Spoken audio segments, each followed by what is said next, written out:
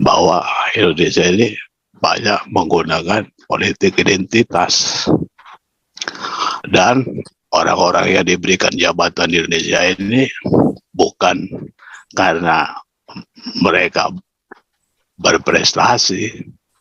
Ada yang diberikan jabatan karena prestasi, tapi paling hanya 10%. Di antara 10% itu, diantaranya Ibu Sri Mulyani, Bapak Erick Thohir, dan lain sebagainya, hanya 10%. Tapi yang lainnya diberikan jabatan itu karena ada kepentingan politik, Pak. Makanya jangan heran mengapa di Indonesia ini yang selalu jadi menteri ada banyak orang-orang yang tidak berkompeten di bidangnya. Itu misalnya jadi menteri olahraga nanti dari TNI, apa kadang-kadang dipikir dari TNI jadi menteri olahraga, lalu yang diberikan jabatan-jabatannya lagi ada banyak karena kepentingan politik. Contoh, Pak Prabowo itu diangkat jadi Menteri Pertahanan itu kan ada muatan politiknya, supaya mingkem istilahnya, Pak, tidak lagi merongrong kabinet Jokowi. Karena selama ini maksudnya dulu itu Pak Prabowo kan termasuk dalam daftar orang barisan sakit hati, Pak. Contoh lainnya, Pak, yang jadi wakil presiden di Indonesia ini, Pak Ma'ruf Amin. Kalau dipikir-pikir, Pak, apa itu Pak Ma'ruf Amin ini bisanya apa? Nggak bisa apa-apa, Pak, kalau saya nilai, Pak.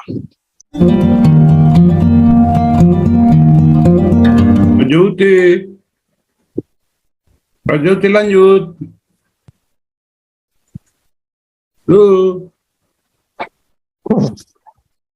Wah, Juti ketiduran. Juti over namanya nih, kelihatannya over mengover. Udah dibuka itu, Bang Karni. Selamat malam, Pak. Silakan, Karni Elias. Ya, selamat malam, Pak Santiago. Bapak. Selamat malam rekan-rekanku semuanya. Sebangsa dan setanah air gitu loh. Sebangsa dan setanah air ya. Semoga sehat selalu. Amin. Amin. Tuhan. Amin, Pak. Amin. Jadi bahas tentang perpolitikan di Indonesia ini, Pak, ya. Jadi, kalau saya nih berpendapat, Pak, selama orang-orang dari partai yang menjadi pemimpin di Indonesia, maka sudah terbukti kan seperti apa kinerja mereka selama puluhan tahun ini.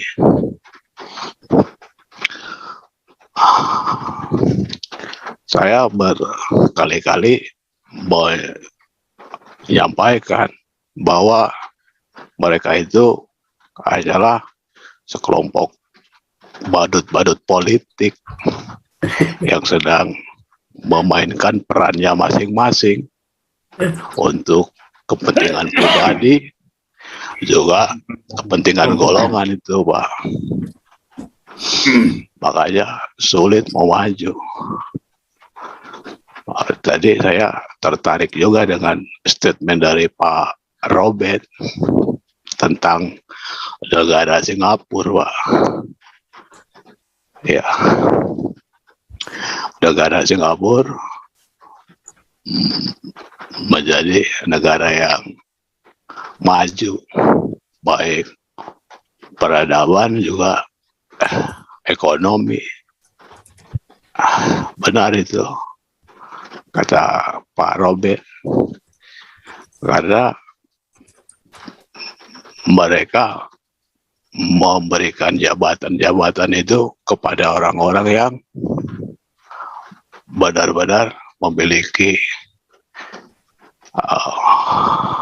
kemampuan di bidangnya, baik bidang ekonomi,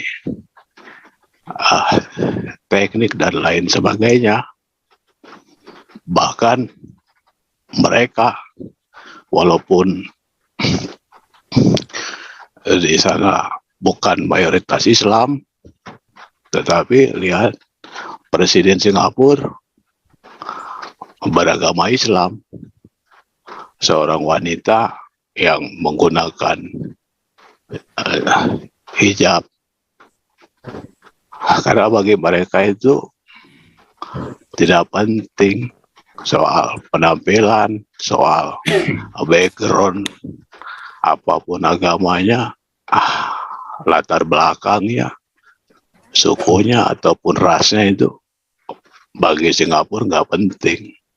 Yang penting adalah orang-orang yang menduduki jabatan di pemerintah itu orang-orang yang berkualitas itu. Tapi ini berbeda dengan negara Indonesia, Pak. Makanya di Indonesia ini sulit maju, bukan lagi sulit, lebih rendah dari sulit. Bisa dibilang mustahil bisa maju kalau selalu mempertahankan politik dengan identitas politik tadi, Pak, yang sering dibahas di sini, bahwa Indonesia ini banyak menggunakan politik identitas, dan orang-orang yang diberikan jabatan di Indonesia ini bukan karena mereka berprestasi. Ada yang diberikan jabatan karena prestasi, tapi paling hanya 10%. Di antara 10% itu, di antaranya Ibu Sri Mulyani, Bapak Erick Thohir, dan lain sebagainya, hanya 10%.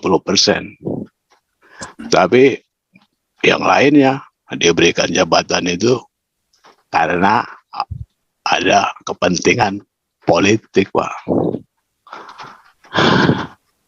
Makanya jangan heran mengapa di Indonesia ini yang selalu jadi menteri ada banyak orang-orang yang tidak berkompeten di bidangnya.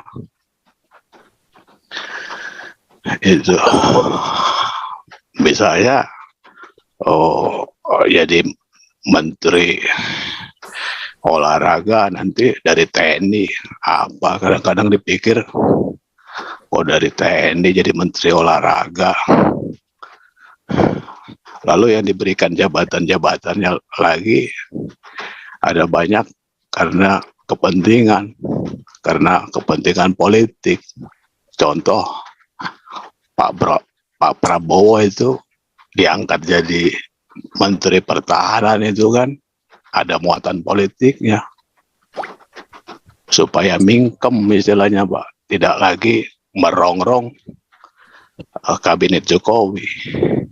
Karena selama ini maksudnya dulu itu Pak Prabowo kan termasuk dalam daftar orang barisan sakit hati, Pak, yang merasa dicurangi, merasa dicurangi dalam hasil pemilihan umum.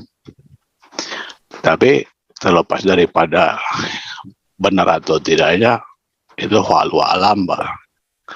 Tetapi perlu diakui bahwa sepak terjang Bapak Prabowo itu memberikan dampak yang besar itu dalam menjaga stabilitas keamanan perpolitikan di Indonesia. Nah, bagaimana supaya Pak Prabowo ini tidak lagi sakit hati? Ya udah, dikasih jabatan. Jadi bukan karena prestasi itu. Dan yang seperti ini ada banyak.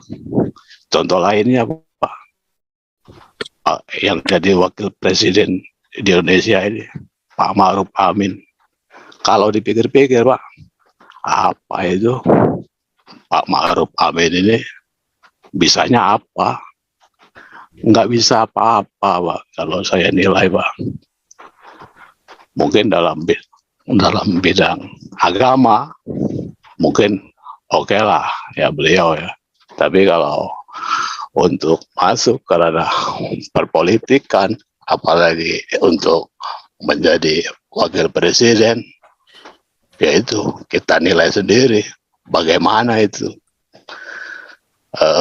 kinerjanya sebagai wakil presiden. Bisa dibilang itu tidak memberikan banyak arti, Pak, dalam selama beliau menjabat itu. Jadi begitulah di Indonesia ini, rekan-rekanku. Makanya sulit, mustahil bisa maju seperti negara-negara Singapura, Amerika, dan negara-negara maju lainnya.